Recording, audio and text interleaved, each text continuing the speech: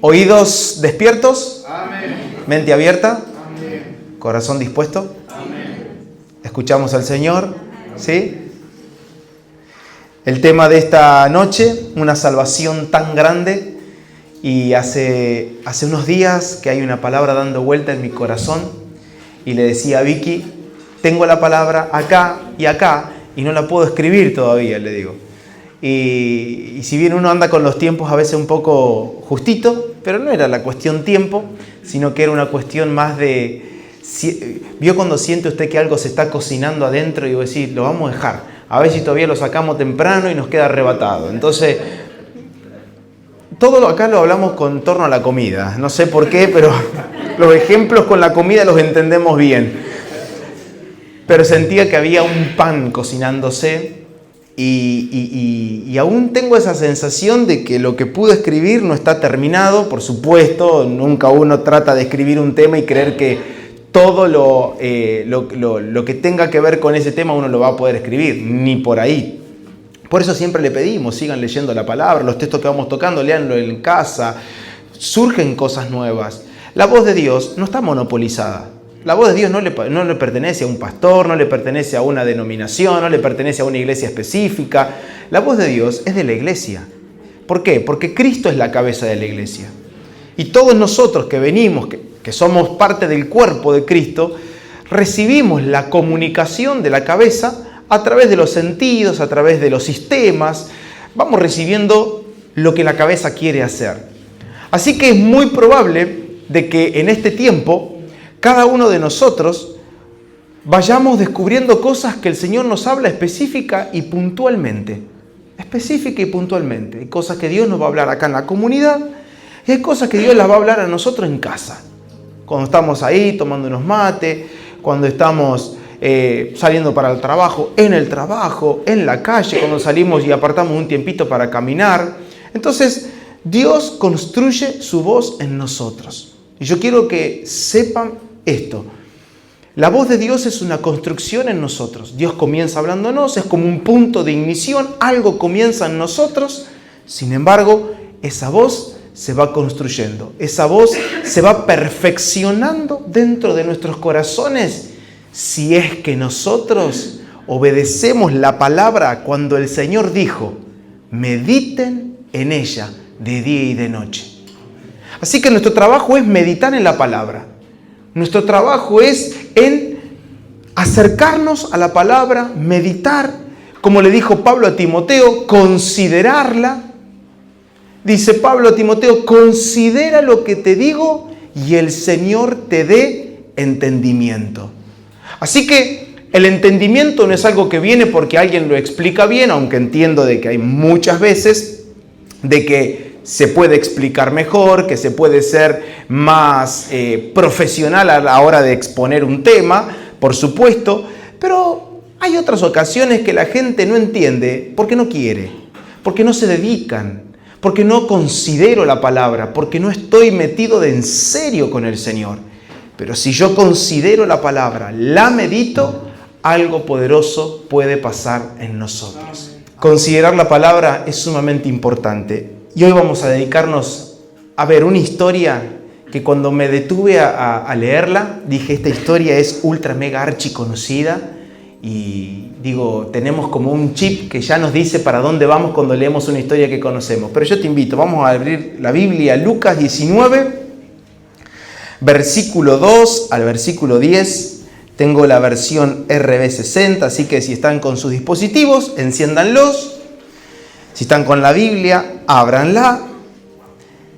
Y vamos a atender al Señor que nos propone para esta noche. Lucas capítulo 19, versículo 2, dice, y sucedió que un varón llamado Zaqueo, que era jefe de los publicanos y rico, procuraba ver quién era Jesús, pero no podía a causa de la multitud, pues era pequeño de estatura.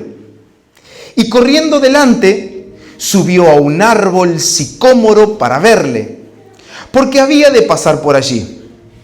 Cuando Jesús llegó a aquel lugar, mirando hacia arriba, le vio y le dijo: Zaqueo, date prisa, desciende, porque hoy es necesario que pose yo en tu casa. Entonces él descendió a prisa y le recibió gozoso. Al ver esto, todos murmuraban, diciendo que había entrado a posar con un hombre pecador. Entonces Zaqueo, puesto en pie, dijo al Señor: He aquí, Señor, la mitad de mis bienes doy a los pobres, y si en algo he defraudado a algunos, se lo devuelvo cuadruplicado. Jesús le dijo: Hoy ha venido la salvación a esta casa, por cuanto él también es hijo de Abraham. Porque el Hijo del Hombre vino a buscar y a salvar lo que se había perdido. Hasta acá. ¿Cuántos conocen o han oído alguna vez esta historia sobre Zaqueo? A ver, levanten la manita. Muy bien. Somos varios. Esta historia nos ayuda a ver, en cierta manera, la dinámica de la salvación. Que cuando Dios se propone salvar a una persona y a una casa, Él lo hace, pero no tiene una manera específica en que Él lo hace. ¿Qué significa? Que vamos a ver a Dios y siempre que nosotros nos dediquemos a ver cómo Dios trabaja, vamos a ver que Él, siendo el mismo, no siempre trabaja de la misma manera. Lo vemos en muchos ejemplos. Sanando a los ciegos, por ejemplo. No siempre sanó a los ciegos de la misma manera.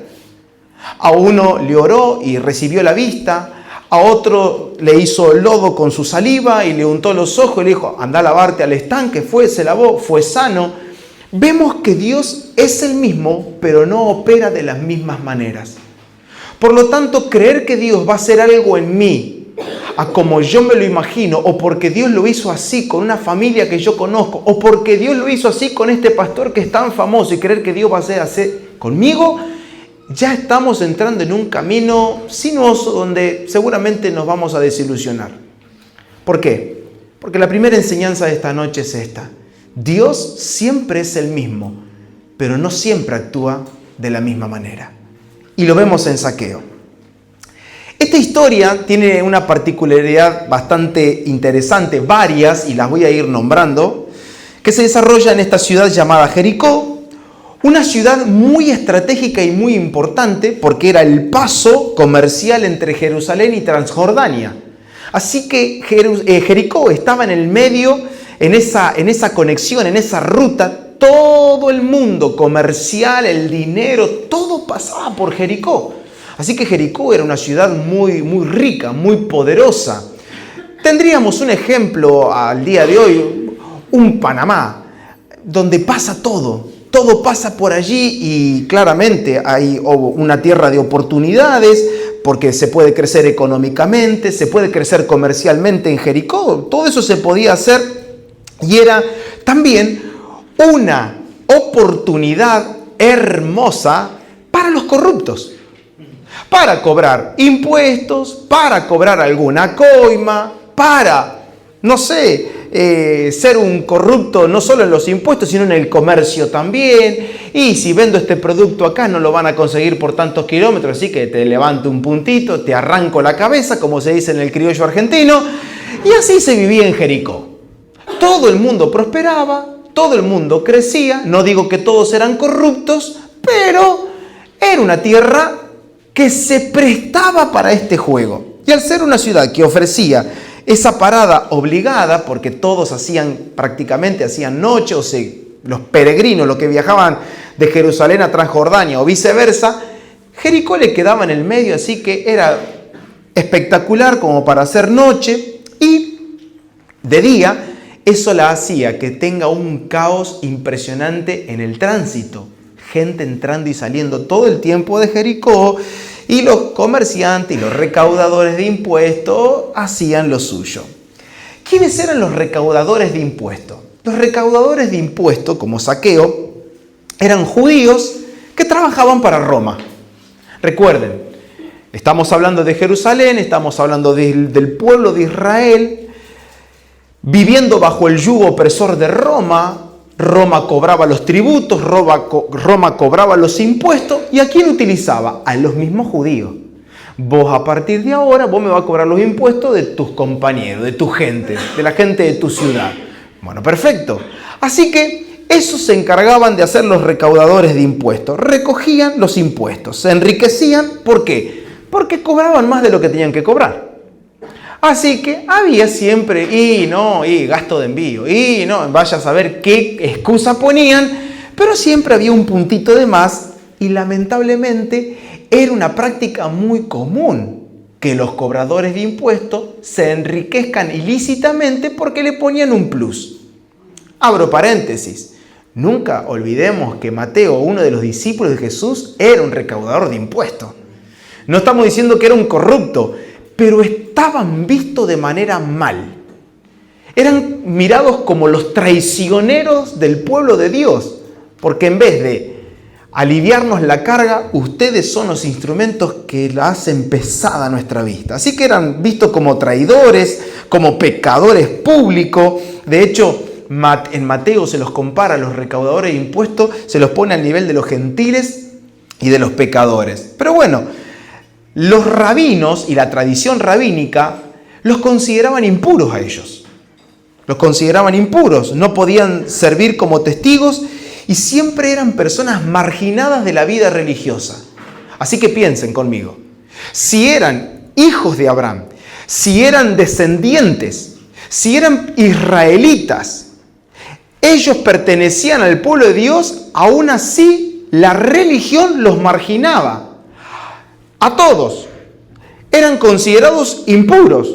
No importa si vos cobrás bien o cobrás mal, sos impuro, porque sos un recaudador de impuestos, sos mal visto acá. Así que imagínense con la condena que vivían encima estos hombres. Más allá, lo aclaro otra vez, de que si cobraban una estafa, si te cobraban más de lo que debían cobrarte o no, pero ahí, marginados. Y es acá donde entra Zaqueo, como uno de estos recaudadores de impuestos. Zaqueo, y llama la atención esto que le voy a decir, porque el nombre Zaqueo significa puro. El nombre Zaqueo significa inocente, justo. Así que tenemos a una persona pura, justa e inocente, teniendo actos no puros, no justos y no inocentes. Ahí estaba Zaqueo. Y una ironía llamarte así frente a la vida corrupta que estaba llevando. Zaqueo no era un recaudador común, era jefe de los recaudadores de impuestos. No voy a dar ejemplos argentinos, aunque me tienta la carne, no los voy a dar. Pero imagínense, yo hago mi película, hágase la suya, el muchacho recibía de todos lados, ¿sí? Estaba bastante abastecido en su casa. Hambre no iba a pasar.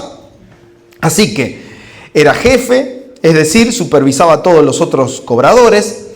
Rico, pero como dijimos un ratito, rechazado y despreciado socialmente. Se podría decir que era rico, pero era pobre en dignidad. Era un hombre miserable en su aceptación. Era ir a la verdulería o irte a comprar un trozo de pan y que la gente te maltrate, te hable mal, te mire mal, no era libre de caminar por la calle. Y fue así que este personaje, habiendo metido el contexto, esta personita, que dice la Biblia que era cortito, chiquitito, un día decide subirse a un árbol porque se enteró que venía Jesús. Un Jesús que su fama ya recorría de hace varios años, y estamos hablando ya en los últimos meses de ministerio de Jesús antes de ser crucificado. Así que la fama de Jesús era muy fuerte, muy poderosa, entre medio de todos los pueblos y la aldea. Todos oían de Jesús, todos sabían quién era Jesús, era la charla del día. Así que llegaban las noticias de lo que había hecho en otras ciudades, en otros pueblos, y llegaban a oído. Así que así fue que Zaqueo termina subiéndose arriba de un árbol llamado sicómoro. Vale la aclaración porque el sicómoro no es un árbol tan grande, es un árbol muy común en la región. Es un árbol que tiene las ramas, después usted, no ahora, pero en su casa, lo googlea y está, tiene ramas muy anchas y muy bajitas. Y Zaqueo dice, si me voy a subir un árbol, me tengo que subir a este que tiene el peldaño más bajito para llegar hasta arriba. Así que ramas anchas, muy bajas, y ahí era fácil de trepar. Así que ahí lo veo a Zaqueo, me lo imagino comportándose como un niñito, porque los únicos que trepan árboles, ¿quiénes son? Los niños, los púberes. Así que Zaqueo tiene ese comportamiento, un comportamiento que no, ya sonaba raro. Yo me imagino a la gente que estaba viendo a Zaqueo como diciendo, ¿qué le pasa a este hoy? Este no se comporta así, trepándose a un árbol. Imagínese tratando de hacer así, porque dice que la multitud era tanta que no lo alcanzaba a ver y él quería ver a Jesús, así que se trepa al árbol y ahí está reflejándose o mostrándose como un niño. Pero refleja la desesperación que tenía Zaqueo por ver a Jesús. Que un hombre rico como él se suba a un árbol, sin duda, algo ya había comenzado en él. Que él tenga y que él llegue al punto de humillación tan alto que es trepar un árbol siendo quien era. Recordemos, no era un simple cobrador, era jefe de los cobradores de impuestos. Así que yo veo que algo había comenzado en el corazón de Zaqueo, que no sé. Pero sus actitudes estaban demostrando que algo se estaba produciendo en su interior. Así que él vence el orgullo, él vence el qué dirán, él comienza a vencer la posición que él tenía, no le importaba quién era, si se manchaba el vestido, si se sube al árbol. Y es acá que Jesús lo ve. Jesús mira hacia el árbol y dice, Zaqueo, baja. Y ahí viene la hospitalidad invertida, porque Jesús se autoinvita. Así que baja porque es necesario que yo pose en tu casa. Yo tengo que estar en tu casa. Recuerden, lo dijimos hace un minuto, eran marginados religiosamente los cobradores de impuestos. Eran tratados en la tradición rabínica como impuros. No eran aceptados. Eran como personas que ya no tenían ni perdón de Dios. Pero Jesús mira hacia arriba y dice, baja, yo hoy como en tu casa, Zaqueo. Así que siempre que me hago esta película a mí me encanta porque veo que tiene una particularidad hermosa, porque Jesús no va solo, va con toda la tropa de hambrientos que tenía atrás, eran 12 más. O sea, Zaqueo podía gatillar, es verdad. No había problema. Abría el freezer, metía las cosas en el microondas. Pastor, no había freezer, ya sé, estoy... Así que ahí estaba. Vamos, y bueno, y ahí me imagino yo, llega a la casa, ¿cuántos son? Y es Jesús y 12 más. Bueno, me imagino esa sí que era la mesaza, ¿sí? Ahí estaban todos. Y me llama la atención de que no hay ninguna palabra. Esta historia no contiene un mensaje. Esta historia no contiene un mensaje diciendo, Zaqueo, porque así te dice Dios. Oh, pecador inmundo. No hay nada de eso. Si ustedes leen, porque lo leyeron conmigo, ¿cuál es el mensaje que Jesús predica en la casa de Zaqueo para que Zaqueo termine teniendo convicción de pecado? No hay nada, nada. Así que entre pasame la papa, alcanzame una patita más de pollo, porque ahí estaban. Parecido a nosotros. Comamos, y ahí estaban, me lo imagino a los discípulos, algunos más cultos que otro y algunos más brutos que otro. Pásame la mayonesa, pásame la salsa criolla, quedó una costillita. De cerdo no, de corderito, no eran judíos. Así que pasame ahí, pollo, cordero, no sé qué habría, pero entre... Se levanta Zaqueo y tiene las palabras que tiene. Yo soy un ladrón. Yo he robado. Comiendo, tuvo convicción de pecado. Comiendo. Porque cuando la salvación está a la puerta de una casa y de una familia, no siempre suceden eventos grandilocuentes. Porque la salvación es más que un mensaje. La salvación es más que una reunión en un auditorio al lado del río Cafiero, el arroyo, el canal. La salvación es mucho más que una frase en Instagram o que un videíto de 1 minuto de un pastor famoso. La salvación es la obra del Espíritu de Dios. La salvación es una persona llamada Jesús. Cuando Él está en un lugar, hay salvación. Por eso juntos hemos observado en esta noche de que no hay un mensaje específico, sino una persona específica. ¿Quién era la salvación? La salvación en persona, comiendo en casa de Zaqueo, se puso en pie. Cuando Zaqueo termina su confesión, y vamos a dedicarnos a la confesión de Zaqueo en un ratito, pero déjenme dar esto. Pidió una servilleta. Se secan las comesuras. Hoy ha llegado la salvación a esta casa. Ese fue el mensaje de Jesús. Después de esa convicción de pecado que había tenido Zaqueo. Y esto ilustra de manera perfecta que la salvación irrumpe nuestra vida y transforma toda nuestra casa. Porque cuando la salvación llega a una persona, llega a la casa. Todo lo que Dios está haciendo en tu corazón en estos últimos días, en estas últimas horas, algo que arde acá adentro, es el Espíritu Santo trabajando en cada uno de nosotros. Y el Espíritu Santo, también llamado en la Biblia como el Espíritu de Jesús, opera para salvación en nosotros. ¿Desde cuándo yo tengo ganas de leer la Biblia? No sé.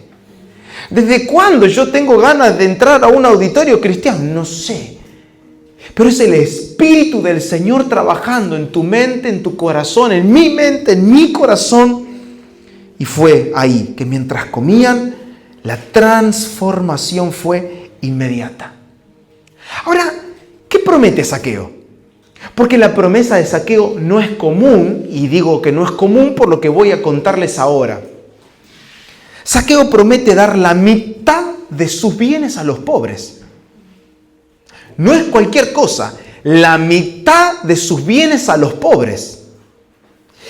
Y como si esto no fuese mucho, dice, y voy a restituir a todo el que le robé 4 veces más de lo que le robé. Es decir, iba a devolver el 400% de lo robado. La mitad de toda su fortuna a los pobres. Y el 400% de lo robado al damnificado. ¿Por qué digo que no era común lo que acaba de hacer Zaqueo? Porque hay una ley que el pueblo judío tenía. Anótelo para que usted lo lea en casa, pero la referencia bíblica que le voy a dar es Éxodo 22 y Levítico 6:5. Ahí está la ley. ¿Y qué decía la ley? Que para restituir, si alguien robó a su prójimo, debía restituir lo robado más un 20%. Es decir, te robé 100, te devuelvo 100 más el 20% de los 100. Es decir, te voy a dar 120. Esa era la ley que tenían. Así que si Zaqueo esa noche o esa mañana, no sé en qué momento fue, que estaba con Jesús, si Zaqueo decía, voy ahora que Jesús ha llegado a mi vida, voy a devolver lo robado y el 20% como lo exige la ley, ¿estaría aprobado, sí o no? Según la ley, sí. Pero él dice, la mitad de mi fortuna para los pobres, y al que le robé, el 400% le voy a devolver.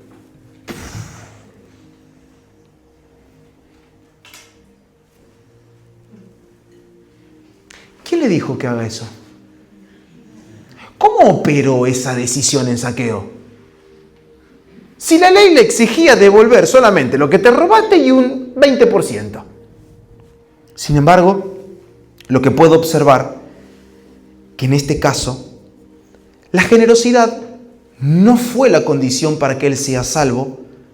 Y pongamos atención, la generosidad terminó siendo el fruto de la salvación que ya lo había alcanzado. Porque cuando la salvación de Dios se gesta en el corazón del hombre, algo comienza a suceder y como familia lo venimos viendo y son propuestas. No tengo una ley que me dice, a partir de ahora que sos cristiano, no hagas más esto, no hagas aquello, levántate a tal hora, si te mandaste esta macana, 3 oraciones de esta, 4 de aquella. No. Lo que vamos a ver en la historia bíblica, en cada relato, que cada vez que alguien fue salvado, algo en el corazón brotaba en ellos que los llevaba a tomar decisiones y determinaciones. Los llevaba a emprender un camino totalmente diferente al que venían caminando. Y ese fue Zaqueo. Y a mí me llama la atención y me atrapa profundamente. ¿Por qué? Porque Lucas, quien escribe este relato, es Lucas. Lucas, hace un ratito atrás, capítulo 18, te contó otra historia. ¿Qué historia, pastor? La de un joven que era rico. Y Lucas, una mente muy científica porque era médico, un hombre que le gustaba tener todo bastante en orden. De hecho, su evangelio empieza así. Quiero ponerte las cosas bien en orden, en Hechos de los Apóstoles, que lo escribe él. Lucas se destaca por el orden, Lucas se destaca por la prolijidad, por el detalle, un médico. Así que Lucas te pone en contraste la historia del joven rico, minutitos atrás, con la historia de un muchacho bastante corrupto que no cumplía con la ley como el joven rico que parecía ser un gran santo de Dios. ¿Qué más tengo que hacer?, le dijo el joven rico. Léalo, Lucas 18. ¿Qué más tengo que hacer para heredar? Como diciendo, la verdad que soy un crack. O sea, yo ya me gané el cielo, ¿verdad, Jesús? Anda a vender todo lo que tenés y repartíselo a los pobres. ¿Qué dice Lucas? Que se entristeció en su corazón y se fue angustiado y triste a su casa. La contracara, Zaqueo, un pecador. Un hombre que no estaba bien visto en la sociedad, a diferencia del joven rico. Un hombre que era discriminado socialmente, religiosamente, familiarmente, en las amistades. Creo que nadie quería estar con Zaqueo, al menos que estés interesado en el dinero. Pero la contracara es el joven rico. Ahí, un joven aferrado a sus riquezas. Sin embargo, Zaqueo expresa con su vida decisiones que el Evangelio solo puede producir en el corazón de una persona. Hagamos un alto en el camino. Yo no los conozco demasiado a cada uno de ustedes. En parte conozco y en parte podemos profetizar. No porque sea un agorero, sino porque profetizamos por la palabra. Y este es el punto. No sé cuáles fueron tus experiencias con el Señor. No sé cuáles fueron tus años atrás y tu relación con la iglesia. Quizás hemos tenido relaciones con distintas congregaciones y cuando nos relacionamos con distintas congregaciones empezamos a acumular malas experiencias. También hay buenas experiencias, pero por lo general son malas. Quizás alguno que está acá en esta noche ha tenido la experiencia de que te bajaron toda la ley. A partir de ahora vos tenés que hacer esto, aquello, lo otro, esto no, esto sí, esto no, sí. Generando un juego llamado manipulación en donde vos dependés de mí como pastor. Pastor, ¿qué hago? ¿Compro el auto o no lo compro? ¿Y qué sé yo? Lleváselo al mecánico, ¿qué sé yo de comprar un auto? Por ejemplo. Pastor, abrí un local. Venga, oralo. Si lo administra bien, te va a ir bien. Por más que yo le ore o no. Pero se generaba esa codependencia corrupta. Como diciendo, yo soy el santo hombre de Dios y vos tenés que venir acá porque si vos querés la bendición de Dios, yo te la tengo que dar. Voy a orar por el negocio, oro por el auto. Fundido el auto a la semana. Pastor, ¿qué no me oró? Como cuenta la historia de un joven chivilcoyano que un día iba en la ruta, feliz con su auto, feliz. Se le paró el auto. ¿Y qué pasó? Se le paró el auto y le dijeron, llamó desesperado. ¿Qué pasó? No sé, le aceleraba y nada. Y la persona estaba al otro lado del teléfono y le dice, escúchame, revisar el aceite. ¿Qué aceite? Ese día se enteró que el motor lleva aceite. Así que estaba seca la varilla. Podés morar el auto, pero si no, haces las cosas que tenés que hacer. Pero la religión ofrece esa cuestión de ida y vuelta. Dependés de mí. Si querés que te vaya bien en la vida, tenés que tener la bendición del pastor. Menospreciando y pisoteando el sacrificio de Jesús en la cruz. Usted no depende de mí. Sino que ambos, ambos nos necesitamos mutuamente. Porque somos miembros de un mismo cuerpo, que es la iglesia. Pero tu dependencia y mi dependencia es del Señor. Y el que salva nuestras vidas es el Señor, no es un pastor. No, ese pastor me salvó. No, a vos no te salvó un pastor, te salva el Señor. No, porque cuando leí ese versículo, a mí me salvó ese versículo. Tampoco, la Biblia no salva personas. El Señor Jesús salva. No, es que cuando escuché esa canción caí de rodillas, me lloré todo y entendí. Y la canción no te salvó, fue el Señor el que te salva. Pero somos rápidos los seres humanos para idolatrar canciones, versículos bíblicos, las perlitas, la suegra no. El pastor, ¿o no? Como que siempre, ay, si no fuese por esta persona. Así que, yo eso se lo he dicho en otra oportunidad, no me venga a halagar, ay, qué bueno la palabra, qué bueno esto. Ya está. Pongamos nuestra mirada en Jesús. Pongamos nuestra atención en Él. Que Él se lleve toda nuestra atención. Que Él se lleve toda nuestra devoción, nuestra pasión, nuestra adoración. Porque Él es el centro de todo. Él es la cabeza de la iglesia. Él es la esencia de la iglesia. Sin Él no somos iglesia. Sin Él no podemos bendecir esta hermosa ciudad. Sin Él, ¿qué podemos hacer? Nada. Jesús dijo, separado de mí, ustedes no pueden hacer nada. Así que me doy cuenta que el problema no es la religión, el problema no son las personas. No, porque me fui, porque no hay amor en esta iglesia. Bueno, puede ser. No, me fui porque igual el diablo se va actualizando. No hay paternidad acá. Ay, esa más nueva, no la tenían. Le voy dando excusa por si alguno anda carnal y se quiere ir. Nada, una broma. No hay paternidad acá. Ahora, no sé por dónde andaba la enciclopedia de Sartincho, no sé por dónde va ya, pero bueno, en fin.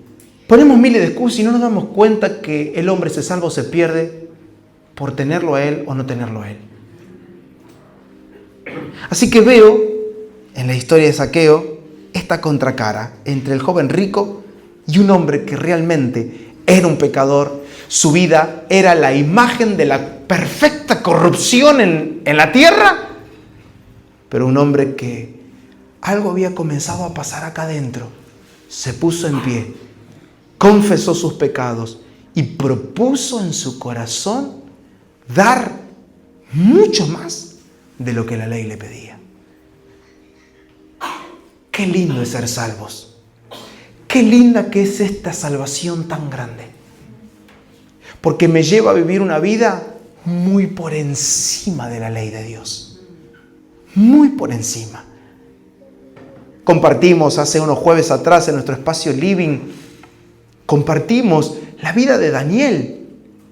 Cómo él, teniendo todo para poder sí comer lo que se le ofrecía, propuso en su corazón no contaminarse con la comida del rey. Porque cuando la salvación está en una persona, esa salvación inmensa, inmensurable, comienza a trabajar en nosotros gestando propuestas.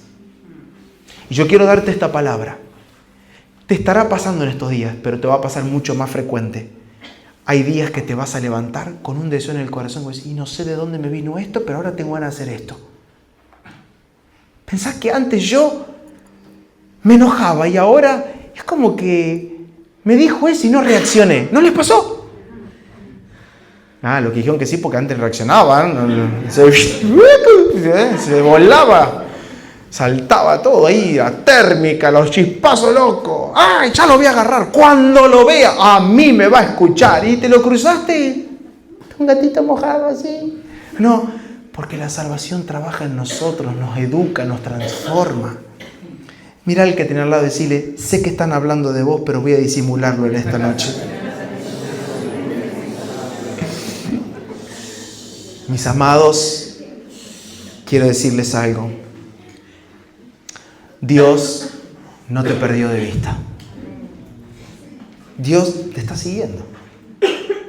Dios no te perdió de vista, Él te sigue y te sigue y te mira, va para acá, va para allá. Porque Él vino a buscar y a salvar lo que se había perdido.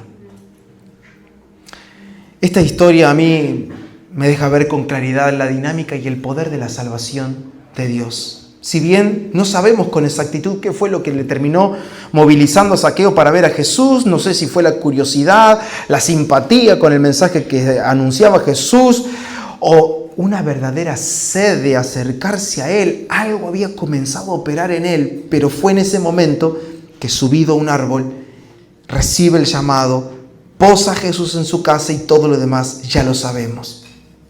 Jesús entró allí. ¿En dónde entró Jesús? En la comodidad de Zaqueo. Y este es un detalle que en esta noche no podemos pasar por alto de esta historia. Veo que en este caso especial Jesús entra a la comodidad de Zaqueo. Cuando andamos por ahí, nos vamos 3, 4 días. No empezás a decir, ay, extraño mi almohada, mi camita, mi casa. ¿O no? Podés estar en el mejor hotel. Una cama resplandeciente. Marca Jesucristo la cama. Oh, sábanas blancas, pulcras. No se te salen de la esquina. Ah, te pasa también.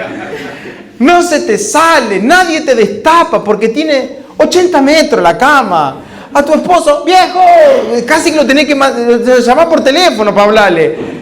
Es espectacular y estás en esa cama de 10, la ducha perfecta, la temperatura ideal. Quiero volver a casa. Después de 4 o 5 días, todas esas sábanas se te salen, terminas con un pie afuera. Ah, correte más para allá, no me robé la frazada. Y todo, ahí. Ya los solteros van a saber lo que es. Aprovechen la cama simple.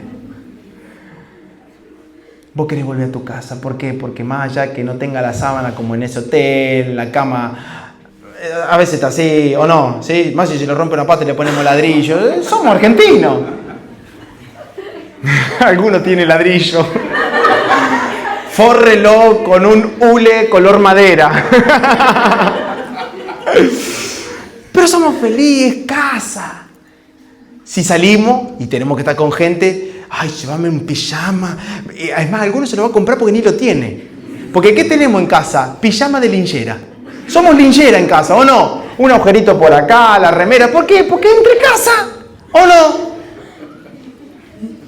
Ay, ¿cómo les está hablando el Señor a ustedes? Pero si salimos, no, porque tengo que compartir la habitación con fulano. Todo perfecto, el calzoncillo nuevo, el pijama resplandeciente. Se peina a la mañana, nunca se peina en la casa. Acá se peina.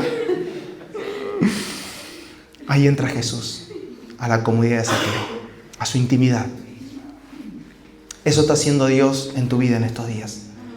Dios entra a tu comodidad para romperla. Él entra ahí, en lo íntimo, porque la salvación comienza en lo íntimo. ¿Recuerdan a David? Después de haber pecado, él descubrió algo. Y es un principio, es una verdad que tiene que arder en nuestros corazones. David dijo, cuando pecó, ¿recuerdan esa historia tan triste donde él ve a Betsabé bañándose, la codició, la mandó a llamar, se acuesta con ella y dio un plan para que se crean que si iba a estar embarazada, que el hijo sea de su esposo, así que andá, acostate con tu esposo. Y el esposo, como estaba en batalla, le dijo, no me voy a acostar con vos, no puedo ser desleal con mis compañeros. Así que había más lealtad. Se me fue el nombre del esposo. ¿Cómo? Urías, gracias. Sí. Así que tenía más lealtad Urías que David, que era el rey, con su ejército. Se va a la batalla y conocemos la historia, le dice al capitán, mandalo al frente de la batalla, pero si no es de los buenos, mándalo al frente. Muere Urías, el Señor lo reprende, usa un profeta, lo manda al palacio, anda a confrontar a David con su pecado. Y David escribe el Salmo 51. Crea en mí, oh Dios, un corazón limpio. Renueva en mí la firmeza del espíritu. No quites de mí tu presencia. Ese salmo describe la angustia, pero descubre algo. Que su pecado no lo alejó de la corona. Y eso le pesó mucho más a David. ¿Saben qué hubiese preferido David? David hubiese preferido que le sea quitada la corona. Pero él llega con dolor a llorar delante de Dios y le dice: no me quitaste la corona. Voy a parafrasearlo, ¿sí? No me quitaste la corona. Pero yo te pido algo. Sácame todo lo que quiera, pero no me quites tu Santo Espíritu. Devuélveme el gozo de la salvación y un espíritu noble me sostenga. He aquí, tú amas la verdad en lo íntimo. Ese es el principio que descubre David. Que Dios está más interesado en la verdad que tengo adentro que en la corona que tengo en la cabeza, dijo David. Dios está mucho más interesado en lo que tienes aquí en verdad que en lo que tienes aquí. A veces estamos tan aferrados a nuestras coronas, a lo que sabemos que somos o a lo que la gente cree que somos. Aferrados a nuestra posición, aferrados a lo que creemos tener, aferrados a nuestra apariencia, aferrados a nuestra posición. Y David dice, a Dios no le importaba mucho si yo era o no era rey. A Dios le importaba la verdad en lo íntimo. ¿Quién eres aquí dentro? ¿Quién gobierna aquí dentro? Hay gente que tiene verdad acá, pero no la tiene acá. Y somos como loro repitiendo y repitiendo y repitiendo frases, pero no tenemos verdad en lo íntimo. Y ahí entra Jesús. En la comodidad rompe con su vida, rompe con su rutina, rompe con sus prácticas. Si Él entra allá en lo íntimo, nunca nuestras vidas pueden seguir siendo igual. Por eso Jesús, las palabras de Jesús no tuvieron cabida en el joven rico. ¿Cómo se fue? Triste. Se fue angustiado a su casa porque tenía que despojarse de aquello a lo cual él no estaba dispuesto a despojarse. La contracara a un hombre que no se le propuso despojarse, pero que propuso despojarse. Y la pregunta que tengo es, ¿de verdad amas a Jesús? ¿De verdad tu amor hacia el Señor es real, pesado y consistente? ¿En verdad nosotros le amamos y estaríamos dispuestos a que Él entre a nuestra vida y rompa con nuestro modo de vivir? ¿Que Él arruine mis prácticas? ¿Que Él rompa con mi voluntad? Porque cuando Él viene, nuestra voluntad no sigue siendo la misma. Mis deseos no siguen siendo lo mismo. Lo que hacía ya no lo hago. ¿Por qué? Porque Él, como salvación, cuando estoy dispuesto a rendir y entregar mi vida, dice Pablo a los filipenses que Él produce en nosotros el querer como el hacer. Zaqueo es un ejemplo para nosotros que nos trae muchísima claridad. Zaqueo expresa un querer y un hacer. Un Jesús y 12 salvajes comiendo en su casa. Lo mencionamos en la reunión anterior. La salvación no es un suceso. No es algo que viene a mí o no es algo a lo que yo llego solamente. Ay, no, porque ya está. Ya ahora estoy en la iglesia y ya estoy salvo. Hermanos, si la salvación fuese un suceso, no estaríamos perdiendo de algo tan grandioso y glorioso que es cómo Dios nos va transformando. La salvación de Dios no es una vara mágica que viene, te toca, ¡ping! salvación a partir de ahora de sapo a princesa. Muy bien, ¿no? Porque te puedes convertir en princesa y toda la gente te puede ver como princesa, pero tienes un sapo adentro. Él transforma nuestra genética, nuestro ser, nuestra esencia. Y es acá que si la salvación fuese solo un suceso, entonces sería como un anexo en mi vida, como algo que se añadió. Ay, yo llegué. ¿Vieron las personas que a veces a menudo las escuchamos dar testimonio? Dice, yo pensar, pastor, que antes yo estaba en el mundo borracho en una zanja y ahora estoy acá adentro con los hermanos. ¡Qué lindo! Es como si eso fuese todo. La pregunta es, ¿y qué está haciendo Dios dentro tuyo? ¿Cuál es el trabajo de Dios? ¿Por qué? Y pongan atención porque esto es importantísimo, entenderlo juntos. La salvación no habla solamente de dónde Dios me sacó, sino que la salvación habla hacia dónde Dios me está llevando. ¿Recuerdan el sábado pasado? ¿Sí? Lo pueden buscar, el mensaje, pero voy a pasar rápido. La salvación de Israel no consistía solo sacarlos de Egipto, sino que entren a Canaán, a la tierra prometida. La salvación de Dios, bajo este ejemplo que puse recién, de una persona que antes se embriagaba, que andaba de bar en bar, durmiendo en las plazas porque se alcoholizaba, la idea de Dios no es solo sacarlo de ahí, sino ponerlo en un lugar extraordinario, ponerlo en una posición en que su vida se vuelva luz para las naciones.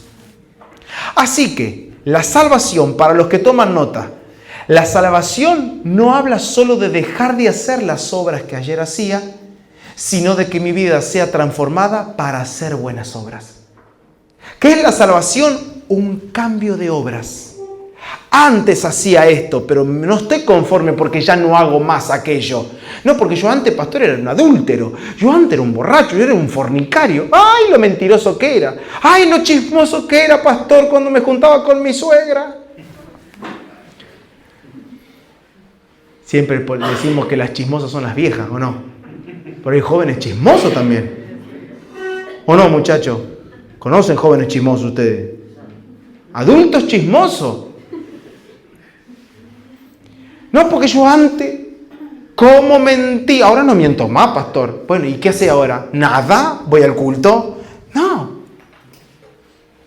Dios te rescata, te saca de las malas obras. Y ahora, si la salvación realmente ha llegado, hay buenas obras en mí. No existe una posición neutra. No hago aquello, tampoco aquello, porque no, dejemos que otros sirvan a Dios. No, yo no.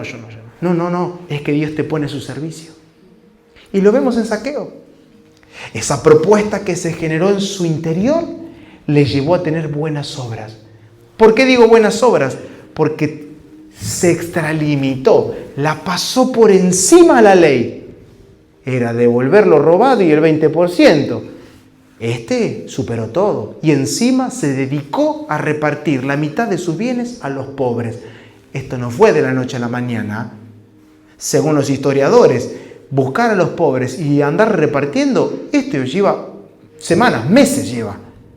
Era una vida, según algunos comentaristas. Zaqueo tornó una vida de servicio al pobre, de ayuda, de asistencia, porque no solamente Dios trajo la salvación para que deje de ser un ladrón, sino para que se vuelva un servidor en su comunidad. Dios está salvando nuestras vidas. Hay una salvación que se refleja en nosotros. Acompáñenme. Juan, capítulo 14, versículo 1 al versículo 7. Para el que tiene el dispositivo, voy a leer la versión NTV, que es Nueva Traducción del Viviente. Y como sabrán, me gusta utilizar mucho esta versión. Y dice Juan 14, verso 1 al verso 7, versión NTV. Dice, no dejen que el corazón se les llene de angustia. Confíen en Dios y confíen también en mí. Son palabras de Jesús. En el hogar de mi Padre hay lugar más que suficiente. Si no fuera así, ¿Acaso le habría dicho que voy a prepararles un lugar? Cuando todo esté listo, volveré para llevarlos, para que siempre estén conmigo donde yo estoy. Y ustedes conocen el camino que lleva a donde voy. Miren el verso 5. No, Señor, no lo conocemos, dijo Tomás. Siempre tan con los pies bien en la tierra, Tomás. No tenemos ni idea. ¿Cuál es el camino? ¿A dónde vas? ¿Cómo vamos a conocer el camino? Y esta respuesta tan famosa de Jesús. Le dijo, Tomás, yo soy el camino. Yo soy la verdad. Yo soy la vida. Nadie puede ir al Padre si no es por medio de mí. Si ustedes realmente me conocieran, también sabrían quién es mi Padre. De ahora en adelante ya lo conocen y lo han visto. ¡Wow! Hay un remate de esto más adelante con Tomás otra vez, con Natanael. En realidad con Natanael. Cuando Natanael le dice, una cosita más te pedimos, muéstranos al Padre, no te pedimos nada más. Ya les dije que el que me ha visto a mí ha visto al Padre. Acá Jesús se presenta como la salvación. Acá Él se presenta como un camino. Él se presenta como la verdad y como la vida. Si hablo de que es un camino, ¿qué significa? Llegar a Él. No es llegar a Él y ya está. No, porque yo, pastor, ya llegué a Cristo, ya repetí la oración, ya acepté a Jesús como Salvador de mi vida. Mensaje del próximo sábado. Yo ya lo acepté, ya lo confesé con mis labios, pastor. Y yo lo digo por todos lados que Él es mi Salvador. Bueno, y ahora tenés que andar en esa salvación. ¿Por qué? Porque si Jesús es la salvación, Él es un camino. Y los caminos se caminan. Y ahí es donde usted dice, wow, no sabía eso.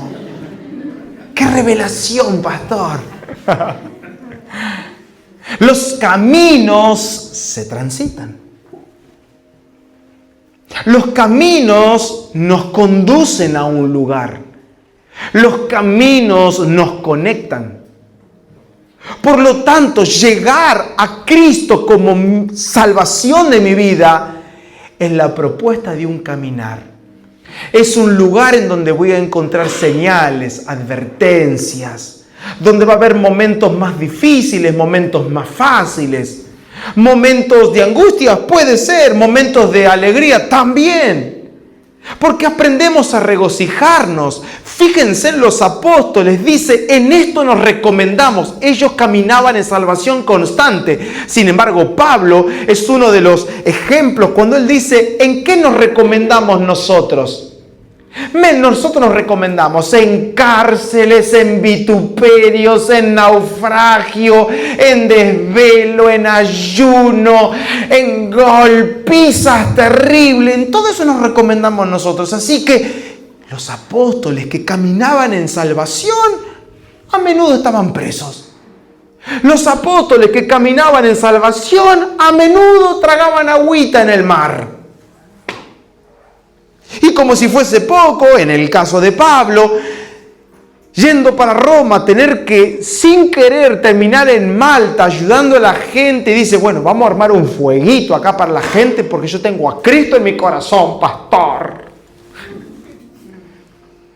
Así que hizo fuego. Y cuando le va a poner leña al fuego, ¡sácate!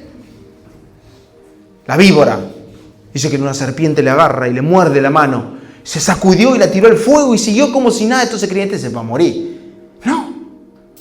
Pastor, ¿por qué uno sirviendo al Señor y teniéndolo a Jesús en el corazón le pasan tantas cosas? Y no sé, preguntarle a Pablo.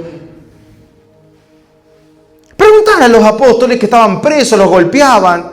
Nosotros porque tenemos la imagen de un pastor así tan lindo como este, pero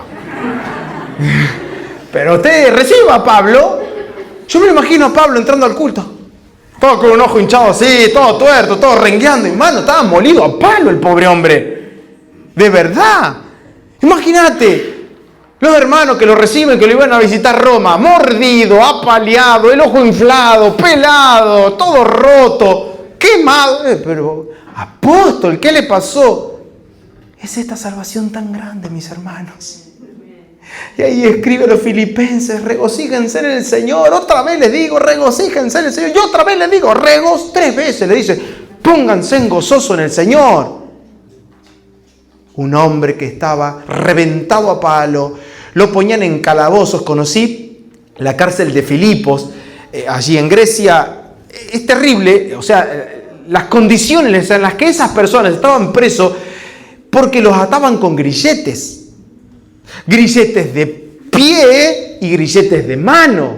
No te moves de ahí. ¿Sabes los calambres que te agarraban? La tortura no era solamente estar con cepos de mano y pie, la tortura también era porque no eran alimentados correctamente, porque pasaban frío, porque hacían sus necesidades encima. Sin embargo, se ponían a cantar. Esa es nuestra salvación tan grande. Ser salvados es ser salvados de lo que nosotros queremos hacer en tiempos difíciles y en tiempos hostiles. Dios nos salva y nos pone en un camino que Él ya preparó para nosotros, para que le expresemos, le manifestemos, y aunque pasemos tiempos hostiles y difíciles, esa salvación es la que se expresa en nosotros. Esa salvación es la que sale a relucir, porque a veces enseñaremos a las personas escribiendo cartas y a veces demostrándole que aún en un calabozo yo puedo cantar.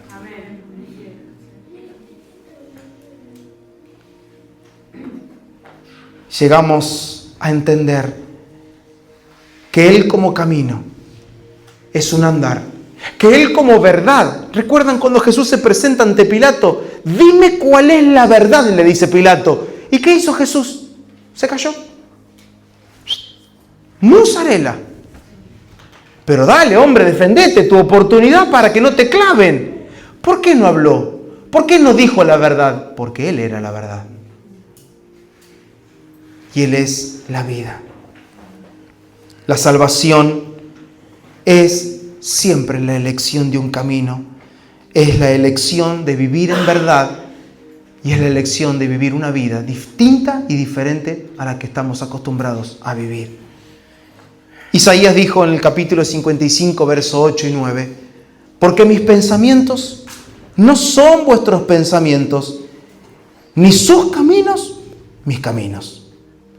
Como son más altos los cielos que la tierra, así son mis caminos más altos que vuestros caminos y mis pensamientos más que vuestros pensamientos. ¡Wow! ¿Qué es la salvación?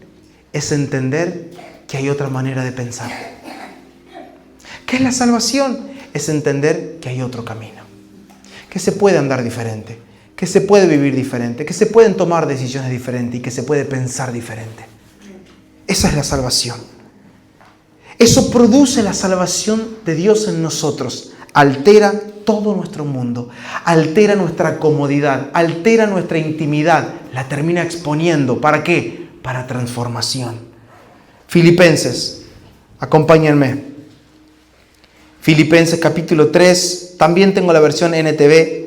Del versículo 3 al verso 14, la última parte del versículo 3 al 14.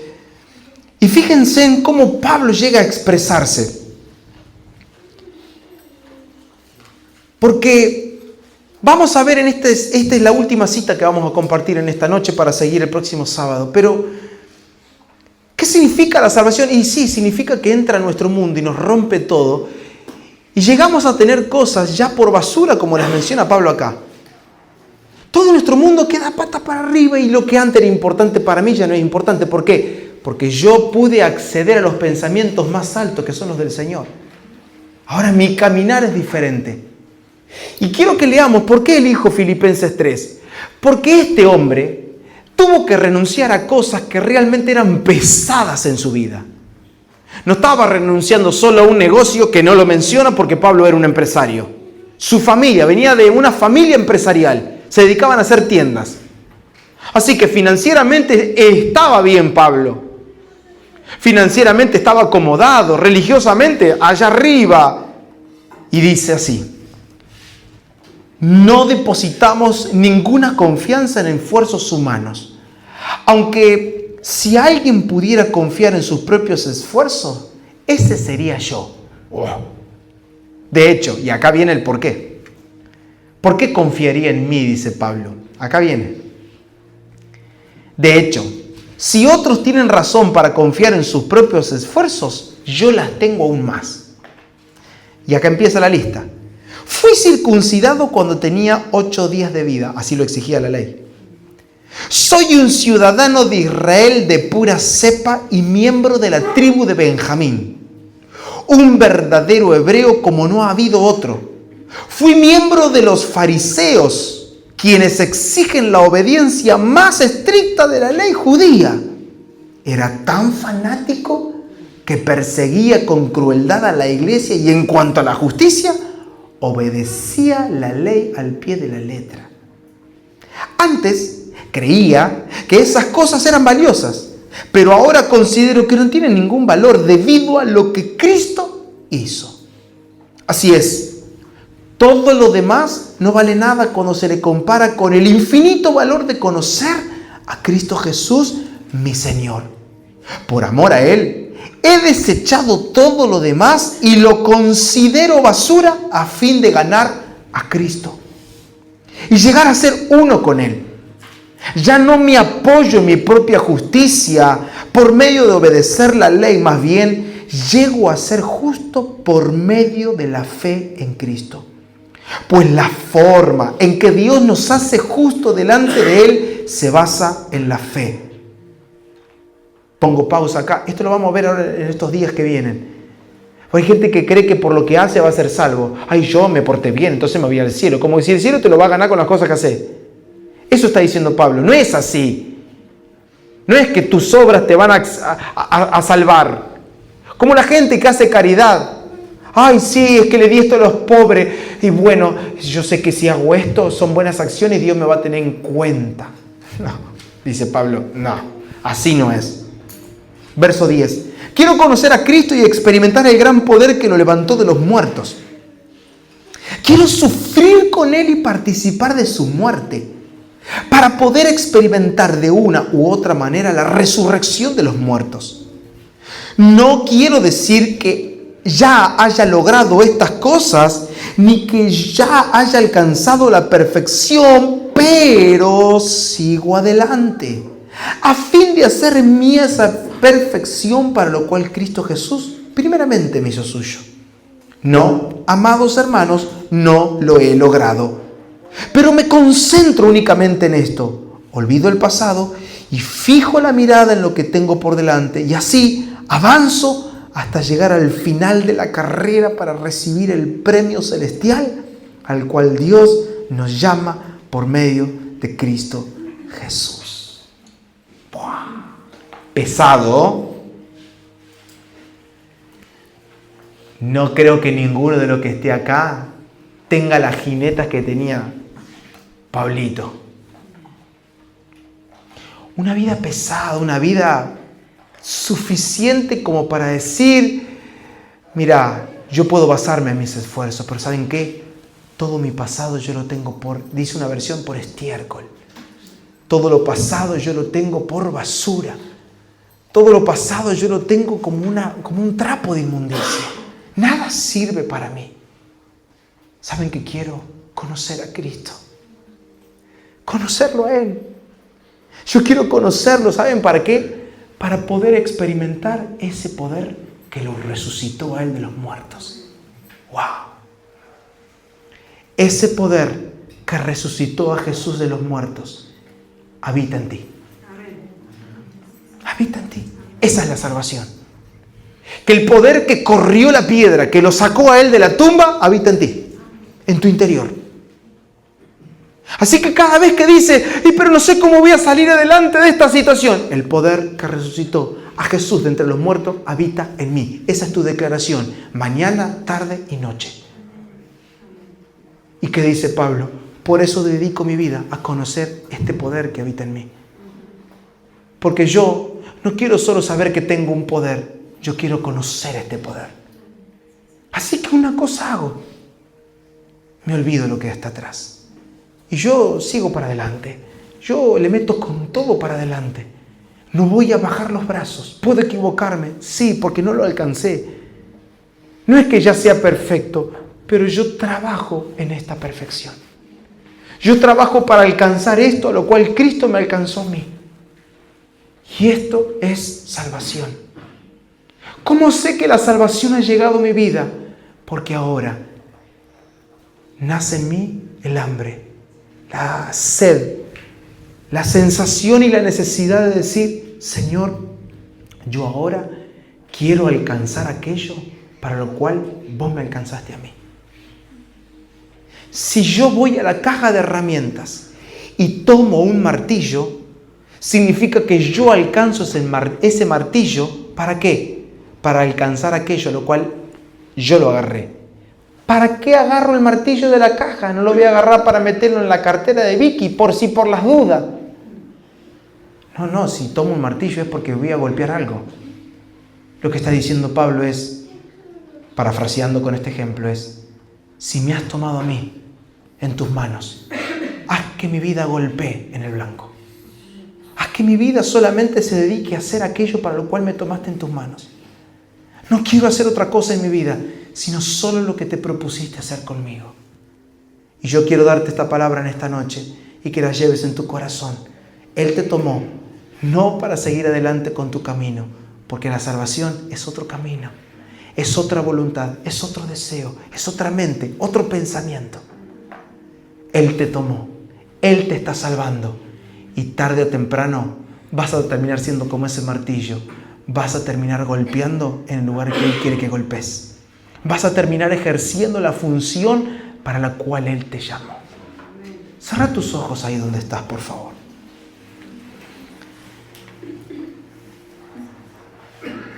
Padre, te damos gracias por salvarnos. Gracias por enviar a tu Hijo. Y gracias por rescatarnos. Gracias porque tu fidelidad es grande. Tu amor es inagotable. Y hoy estamos presentes en esta noche, juntos como una comunidad y una familia de la fe, entendiendo el poder de la salvación.